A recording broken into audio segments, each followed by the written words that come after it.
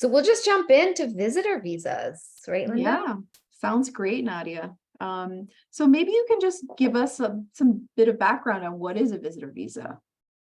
Sure. So a visitor visa is very much what it sounds like. When somebody wants to come into the United States to visit, be a tourist or to do some limited business activities, they need to, in most cases, and I say most cases because we'll talk in a second about people who are visa exempt, but in most cases, they need to obtain a visa from the US consulate in their home country in order to enter the United States.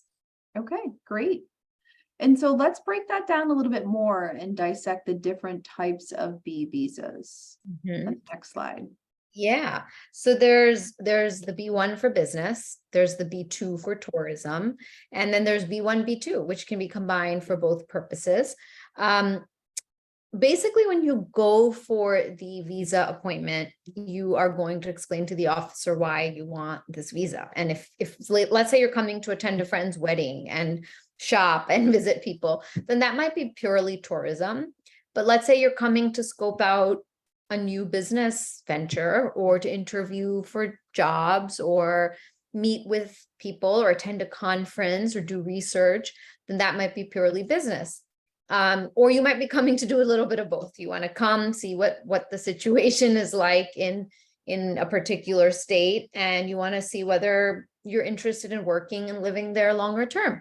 And so the B-1, B-2 may make sense. So there is this whole issue of intent, and CBP, or Customs and Border Protection, when you're entering the United States, they're the ones that are looking at your visa stamp and your passport, and they'll ask you, why are you visiting the United States? And, they want to make sure that your intentions are aligned with what's permissible. Great. Yeah, so that's actually a perfect segue. I think we need to take a deeper dive, particularly into the B-1 business visitor visa status on the next slide. Really, what constitutes a business visit that would fall under this category of B-1? So this is a very popular question, and a lot of people want to know the answer to this because it is a bit of a gray area. So according to a number of US immigration regulations, the reasons that you can come in that would qualify as a business visitor would be things like meeting with business associates, researching either business opportunities, or maybe you're researching some other topic that's related to your field, or you're here to attend a conference. Perhaps you're here to meet with clients. Maybe you already run a business abroad and you have clients, or you do sales in the US, or you have something that's manufactured in the US and you want to meet with those people. Alternatively, you could be coming here to negotiate a brand new contract. Maybe you want to meet with possible investors. Maybe you want to meet with attorneys about incorporating a new company. So all of that is actually permissible under the business visitor visa. What about if let's say you're accepted into an accelerator and you want to come to vet that out? Is that something you could do under the B-1? You can do that. You just need to be careful because you don't want to do anything where you're actually being paid for something. So if you're coming here and it's a pure accelerator, it's just training, learning, meeting, networking, that could be fine. But if you're here and you're in an accelerator, but you're also supposed to do something that involves, I don't know, maybe you're going to be writing code and getting a grant in exchange for performing that function, then that probably wouldn't work for a B1. Yeah, and that's a good point. So maybe we can talk about those kinds of restrictions, like what's that, the yes and no. So let's dive into the things that you can't do while you're here in a B1. Yeah. So again, very popular question, and this question is asked in lots of different formats, but the most straightforward restriction is that you can't earn a US salary. So you can't do any activities which you are either being paid a US salary, or any productive work which could be paid. So for example, let's say you're an immigration lawyer and you're here in the US and you have a friend who runs a firm and says, oh, Linda, can you work on these cases while you're here just to get familiar with US immigration law? And then you're actually doing productive work for that person's business or law firm. Even though you're not being paid for it, it's still productive work. And, one would be paid for that type of service. So you probably shouldn't engage in any type of productive, gainful work such as that. Related to that, some people say, well, what if I'm not paid in the US, but the person pays me in my home country for that work? Oh yeah, I get that question all the time. Yeah, that is also unfortunately a no. You can't Mhm. get paid in your home country if you're physically sitting in the United States. Even if you're paid abroad, it's not okay. And on the flip side, you also can't work for a foreign company while you're sitting in the US Mhm. and be paid for that. Yeah, exactly. And I feel like, it's with this global world that we're in, where people are working remote from anywhere, it's really an important consideration. So just having that laptop with you and working in the US, unfortunately, that's unauthorized employment if you don't have work authorization. So something to Exactly. be very cautious about. Uh, Yeah. Yeah. And sometimes people ask, well, how will it come up? Some ideas I share is that, well, at a future entry, your employment history, it can be public. At some point, there may be inconsistencies in the timeline. So if you're employed for a foreign company and you were in the US for 6 months and you're still employed by the foreign company, at some point it could raise questions about whether or not you were doing work and being paid remotely. right. Right. And just a quick question. I think that people can add questions and I see someone has raised their hand. So Alex, maybe you want to make sure, oh, she's one step ahead of me. So that you have an opportunity and we will address questions as they arise if we're able to add them into our presentation. If not, we'll try to wrap it up and answer the remaining questions as best we can. So let's shift gears a little bit, Nadia, and look at the B-2, which is a visa for tourists. What can you do and what sort of constitutes a B-2 visa? Yeah, this one is easier, and we love, because who doesn't love a vacation? Mhm. But the B2 is again tourism. I have lots of family members that traveled to the US to attend weddings in my family. That's a great example. People who are really just, after COVID, they want to travel, they want to visit New York and San Francisco and other places in the United States, tourism, pure vacationing, visiting friends and family. Medical treatment actually also is a reason you can come in on a B2. So if you're seeking medical treatment, I know there's people that prefer to be here to sometimes privately deliver their child here because they have family here. And if you're attending any type of social event, so there's people now who work in the influencer or social media world, and they're coming to attend a social event. But you have to be careful. It shouldn't be work related. It should be purely social. And then any other short recreational courses. So if you're coming to learn English, for example, I believe that is also okay with a B2 visa. Okay, great. And then let's take a look at, we're going to kind of go back and just emphasize, I think this is what's really important. Looking at the B1 and B2 kind of big picture. On the next slide, we cover, what is not permitted. And that's something I think we just want to make sure we close the loop on and answer any questions. Yeah, so if you're coming here to study full time, then you need an F1. That's not okay on a B1, B2. Obviously, if you're coming here to work, you should not be coming in on a B1, B2. That is the biggest, easiest no. Any Mhm. type of paid performances or professional performances that you would be compensated for. If you're part of a crew member on a ship or aircraft, you also should not be coming in on a B1, B2. If you work for the foreign press in any of these formats, that's also not okay. And of course, if you want a green card or permanent residence in the United States. So it's a lot of it is about intention. You shouldn't be doing any of these things on a B1, B2. There are alternative visas that would work in these situations. And the CBP officer will turn you away upon arrival at the airport and say that if your intentions don't align, that no, you need to get X type of visa instead. Yeah, that's really important to, know that just because you've got the visa stamp doesn't always mean you're going to get into the US, right? So you've got another layer of scrutiny, and that's going to be the US Customs and Border Patrol. So Mhm. they're the ones that actually admit you. And I think we'll talk about that a little bit more as well. Let's go on to our next slide and take a look at some other considerations. We're going to dive into how to get the B visa stamp, but these are just some things to keep in mind that apply to the B-1 and B-2. Yeah, thanks. So the first thing is that you have to apply at the US Embassy or consulate in your home country. So that takes time. So you're going to need to fill out an online form and pay a visa fee and then schedule an appointment. And so you have to, know how long that's going to take. And it really varies from embassy to embassy, consulate to consulate. But the good thing is that this information is publicly available in most embassy and consulates websites, as well as the Department of State's website. You can look up visa appointment wait times and see how long that'll take. And then once you do get the visa, it's valid for 10 years. However, the CBP admission is for 6 months. So it's valid for 10 years doesn't mean you can come and live here for 10 years.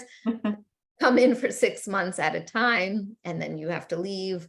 You can get an extension while you're here in the US with USCIS. It can be tricky, and there's considerations as to why do you need the extension, and you have to provide evidence for that. And it can take a while to get the extension as well. And then the other thing I mentioned briefly before, is that some people are visa exempt. So if you're Canadian, you can enter at the border, you're visa exempt, but the same rules apply in terms of the purpose and intention of your visit.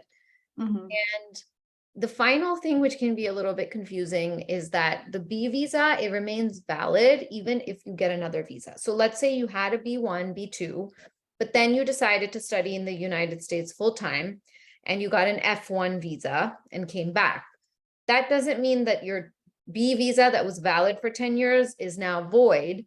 If you decide to stop studying and leave and want to come back and visit friends, the B visa would still be valid, and you can do that. Okay, that's great. And I know, just to kind of close loop on a few questions that came up, we have someone's asking about, they're coming into the US on the B-1. They have a startup in the US, they're attending business meetings, conferences, accelerator programs, which all really does fall within the scope of the B-1.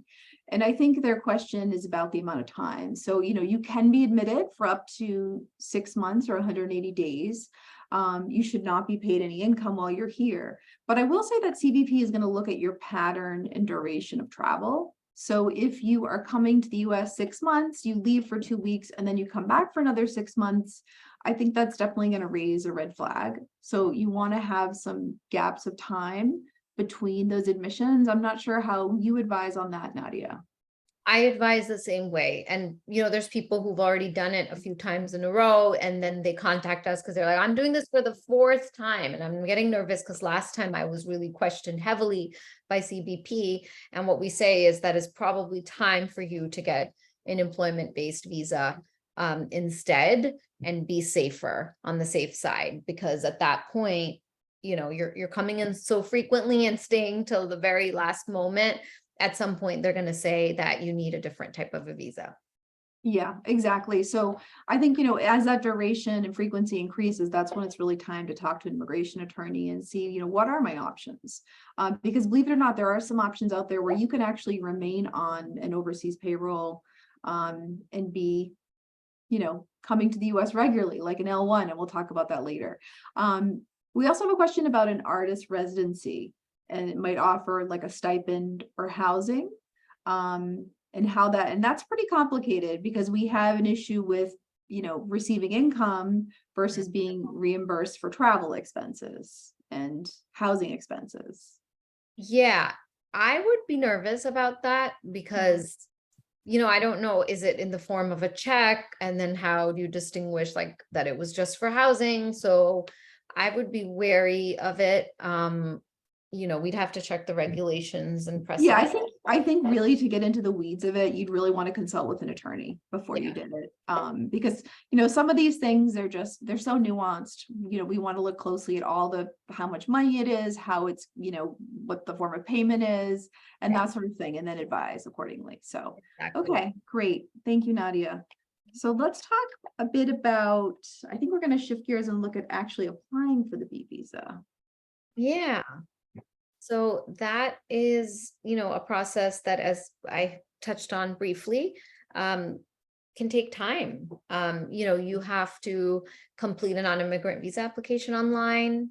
And that is mostly biographic, but we can support you with that. We do help people to figure out, where to go, what link to click on, what to fill out, what to download after you fill everything out and pay the visa fee. And then you will schedule your interview appointments, all done online at the US consulate. And I think I also touched on this. The wait times can vary greatly, consulate to consulate. The information is generally available on the Department of State's website, so you could see how long the appointment wait times are.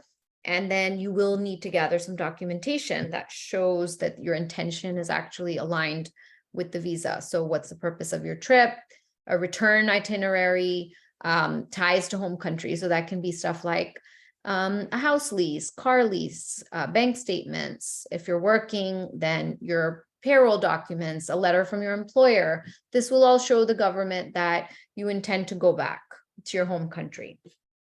Yeah, and just to add to that, I think it's really important, especially if you're just a new graduate from college and you want to come to the US as a business visitor or visitor for pleasure, those types of B1s and B2s can be challenged at the embassy because they may see that person doesn't have strong enough ties to their home country. So that's just something to be aware of, that there's more risk there in those type of interviews. So having a job in your foreign country, owning property, bank statements, really establishing those roots, because that's the type of evidence they're going to be looking for an interview. Yeah, agree.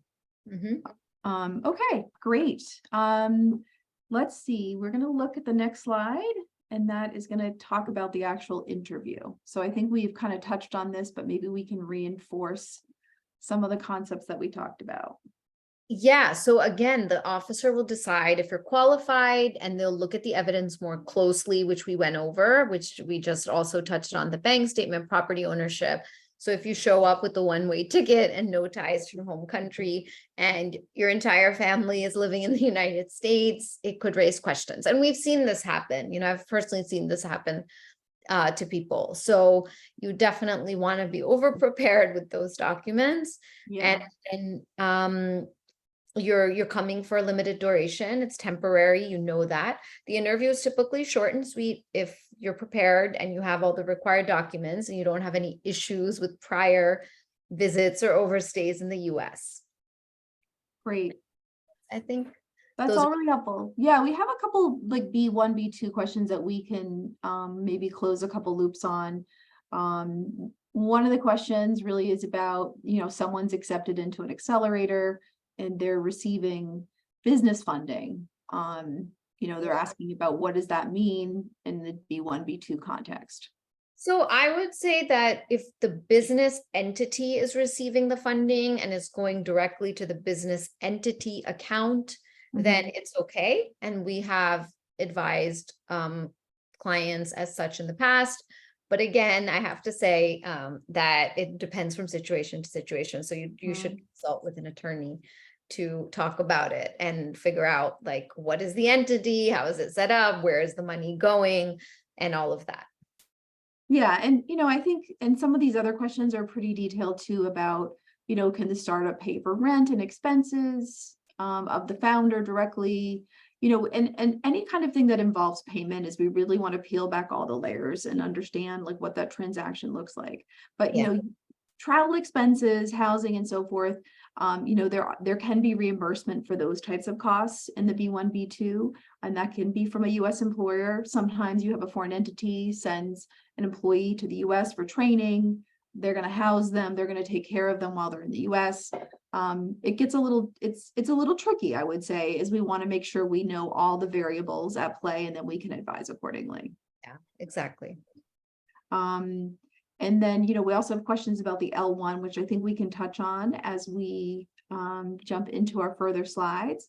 Another point just to reinforce that if someone has a B-1B visa stamp on their passport and it's issued for 10 years, then they subsequently apply for an L or an H visa. It doesn't cancel that B-1B-2 visa stamp. So it's strange. You're going to have two stamps in there.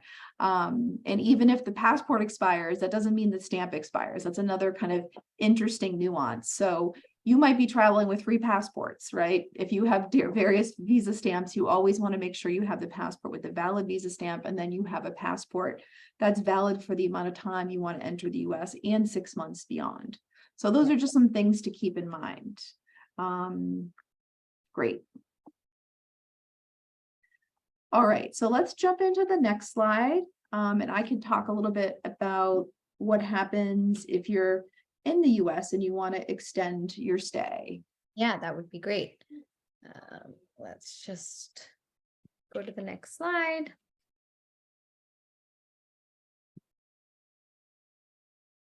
And yeah, so it would be helpful. I know that a lot of people have been in this situation where they need to extend their stay because the 6 months was not enough. So Linda, we'd love to hear, an overview of what that process looks like. Sure, happy to share some information here.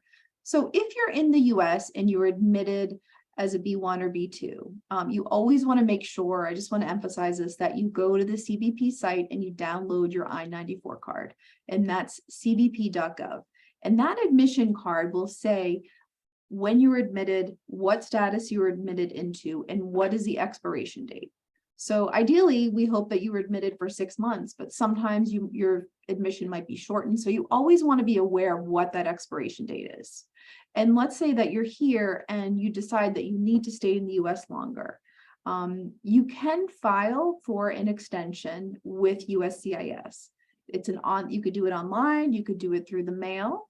The form that gets submitted is a 539, but you do have to be able to articulate a business reason or personal reason why you need to stay in the US. And you also have to show that you have sufficient funds to support yourself if you have an extended stay in the US. What gets tricky is sometimes, it can take a long time for these extensions to be adjudicated.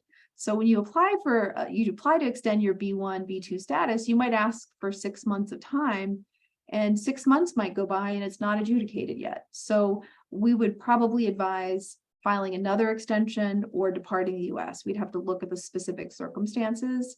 But it's, we do see a fair amount of clients whose situation changes. But you still have to show what the purpose of your visit is and that you have ties to your home country and you can support yourself.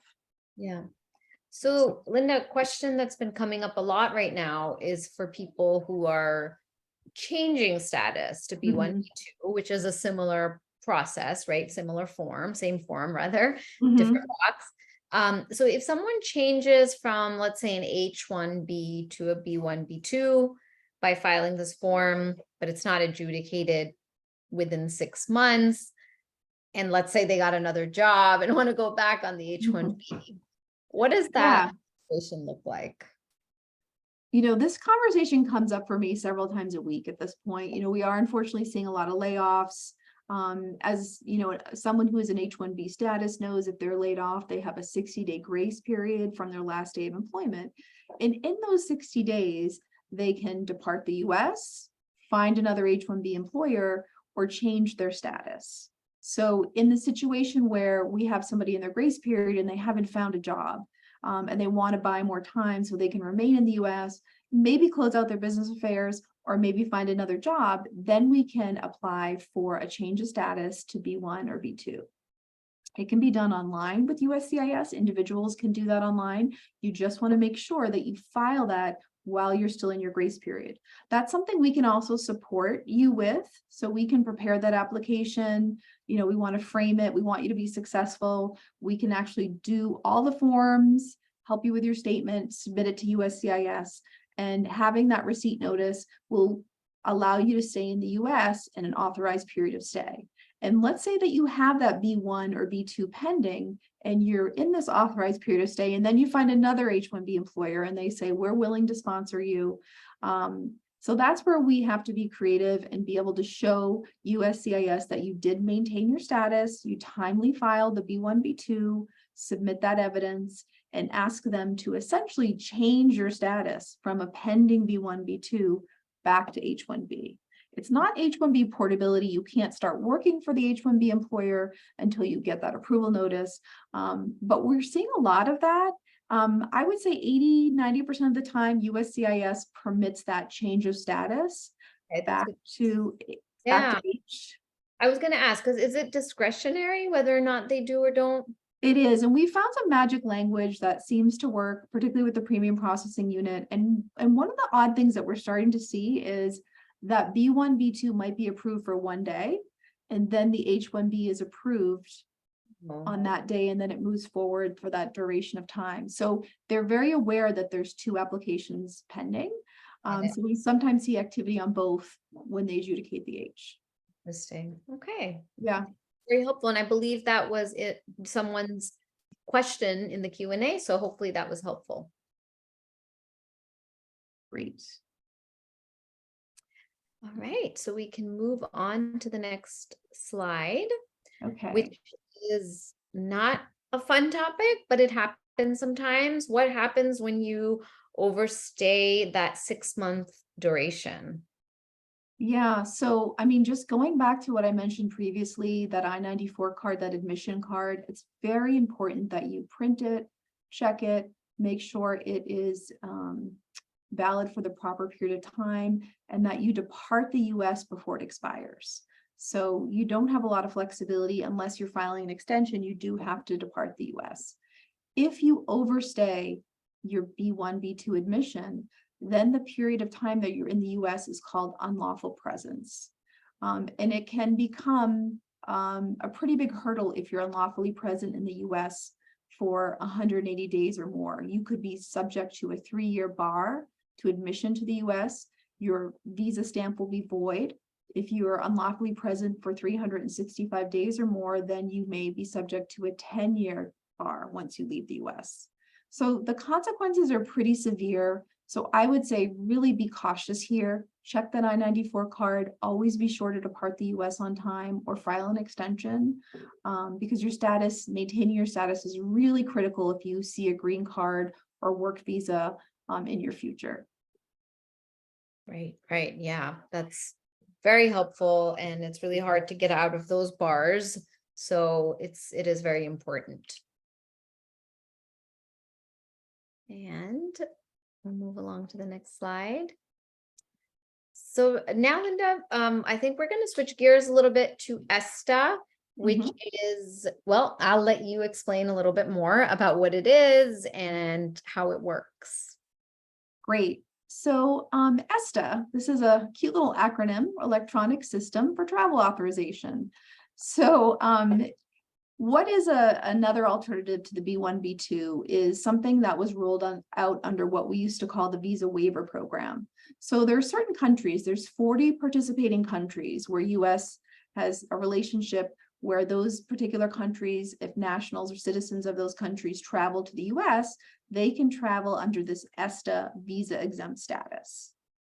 It's a great way to come into the US in a timely fashion. You don't have to wait for a visa appointment, which could be months and sometimes a year or more in some situations. It's an electronic system, so you have to go online and fill out an application. They've kind of changed the process over the years. And once you fill out that online application, it can take about 72 hours for it to be approved. Once it's approved, then you have your ESTA and you can come into the US. It's valid for 2 years for multiple entry. Another important requirement is you have to have an e-passport with a chip, and that's required for the application. I added that cute little symbol in there, so you can see and look for that on your passport. When you come in on ESTA, you can be admitted for 90 days, and there's no extension. So when we look at the ESTA versus the B1, B2, the B1, B2, you might be admitted up to 6 months. The ESTA is only 90 days. And there's not a USCIS extension that you can file. Right. Yeah, so it's something really to be mindful of. It's definitely a shorter duration. Yeah, that's right. That's right. And um, I know that you're going to touch on this, but one thing I see a lot is people wanting to change status Mhm. in the US. And with the B-1, B-2, you can while you're Mhm. physically in the US, but with the ESTA, you can't, right? You have to go back to your home country. So, Yeah, yeah, right. So let's say you apply for the lottery and you're lucky and you get in. Um, you cannot adjust or change your status from ESTA. So it's really important that you make sure that you depart the US. right. The other thing is if your ESTA is denied, and sometimes it is denied, that means you're going to have to apply for a B-1, B-2 visa stamp. Doesn't mean you'll be denied a visa stamp, but it just means you're not eligible for ESTA. And we'll talk about some of the grounds for ineligibility in one of the next slides. Yeah. The e-passport question just popped up, and that is a new requirement. So that's something that you just want to make sure that you do secure if you're applying for ESTA. Passport expiration date is another important thing. You always want to make sure that your passport is valid for 6 months beyond your US and actually departure date, not just your admission date. So if you're coming in for 6 months, you want to make sure your passport is valid for a year, or 90 days, you want to make sure it's 180 days. So always be cautious about the passport. There's a few exceptions for some countries, but it's so nuanced, and I feel like CBP gets it wrong sometimes. So be cautious and make sure your passport is valid for, the length of your time in the US plus 6 months. Awesome. Thank you. That was super Sure. helpful.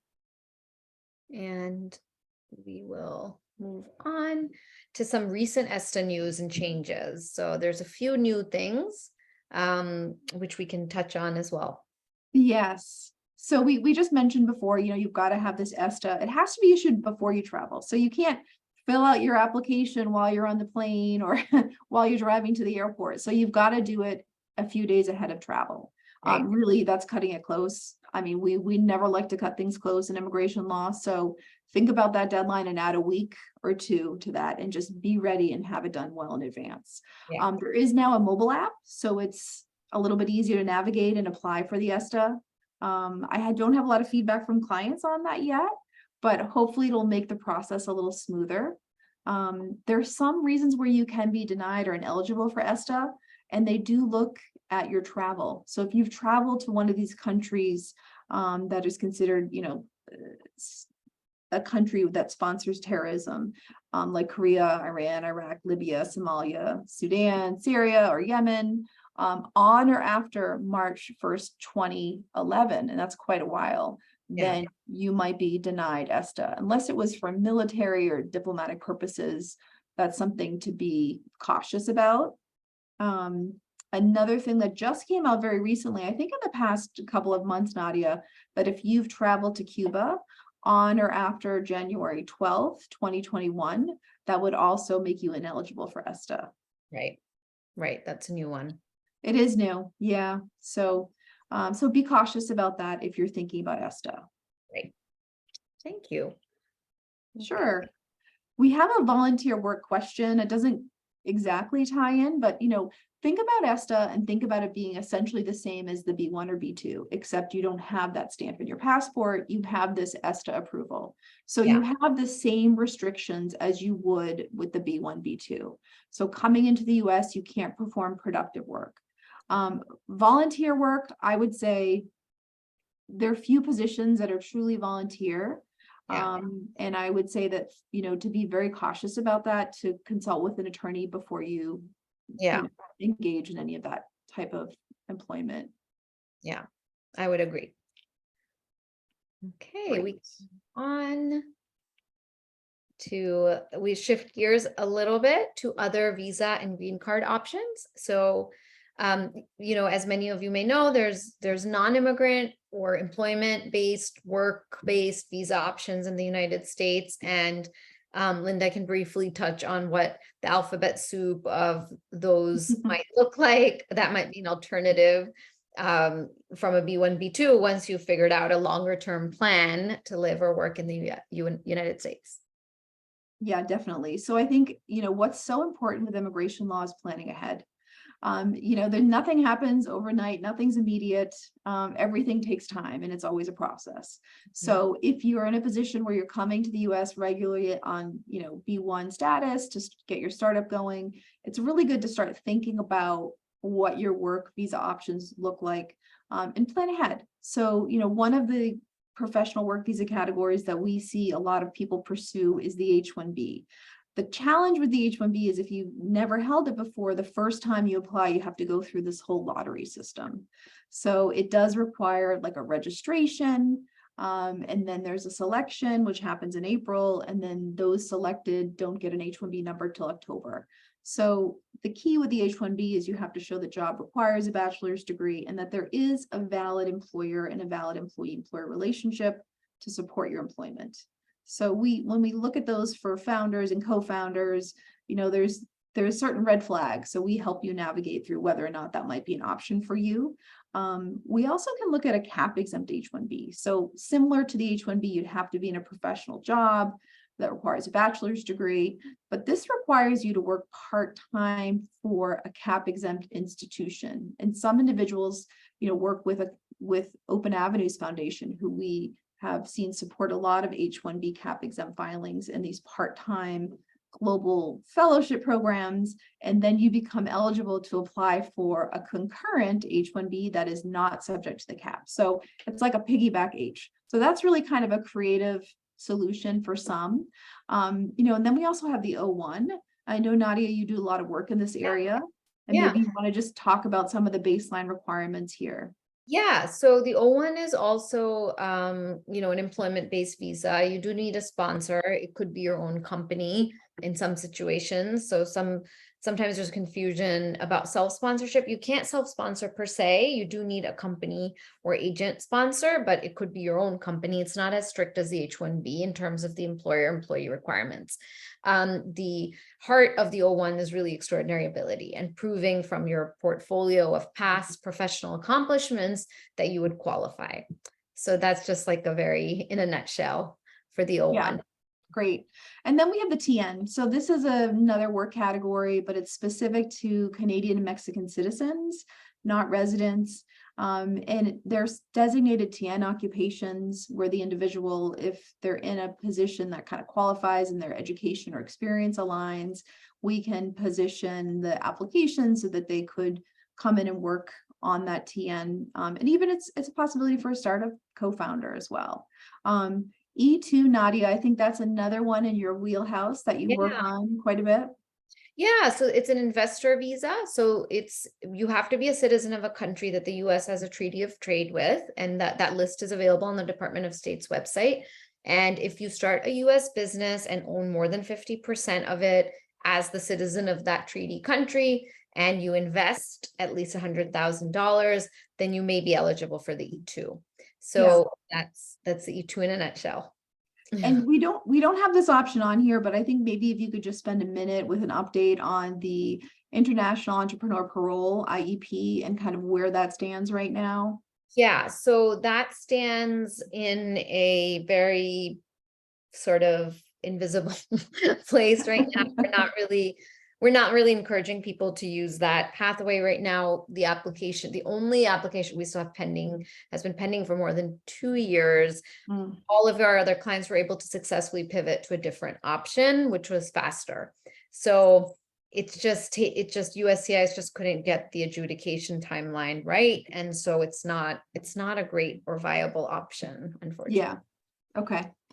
Yeah, that's disappointing. I hope that we see some changes, because I know when that program was released, it was really exciting. I felt like it could really help a lot of startup founders make their way into the US, but we'll have to wait and see on that. So then we have the L1 visa. So it's not, you can be a founder and sponsor yourself, but you have to be working for a entity that's incorporated. So there would have to be a foreign entity abroad, and then a US entity, and they have to have a qualifying corporate relationship. You have to have worked for that foreign entity for at least 1 year in the past 3 years. Now, you can't be a self-proprietor. It does, as I said, have to be a corporation. I personally think the L is a great option. It is tricky. There's a fair amount of paperwork that goes into it, and you have to show that both entities are doing business, the overseas and the US entity. But when it's a US startup, there is what's called a new office L. So if you don't really have a lot of activity in the last year for the US entity, that's something we can pivot to and explore and, develop a business plan and really look at avenues to pursue the L1.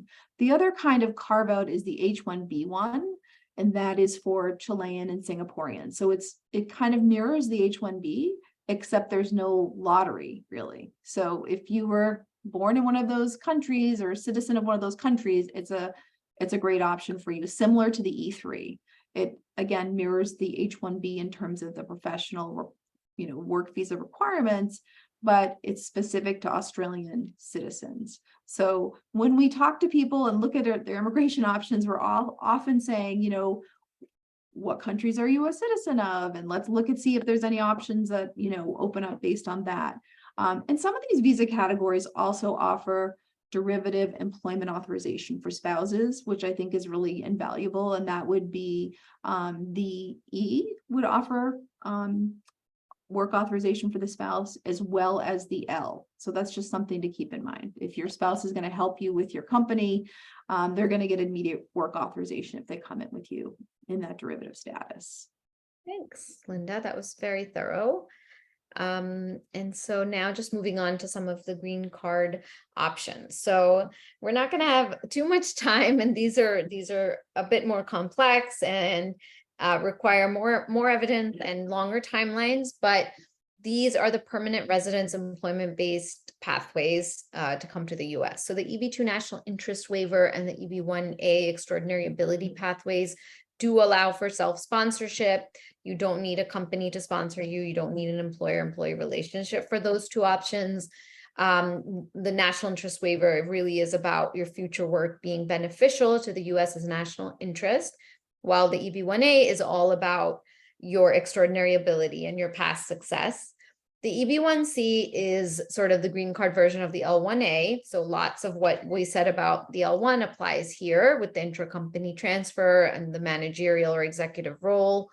And finally, the PERM is the labor certification process. So that has an extra step associated with it. And that pathway, the PERM and EB-1C, both do require a company to sponsor you, and file for the PERM. They have to file a labor certification first to test the US labor market. So that pathway is very employer driven and is typically, we work alongside with the employer to pursue that pathway.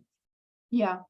And even with PERM, one thing I will say is the employer is required to pay the fees for that labor market test phase and the recruiting costs. So it's a big investment for a company.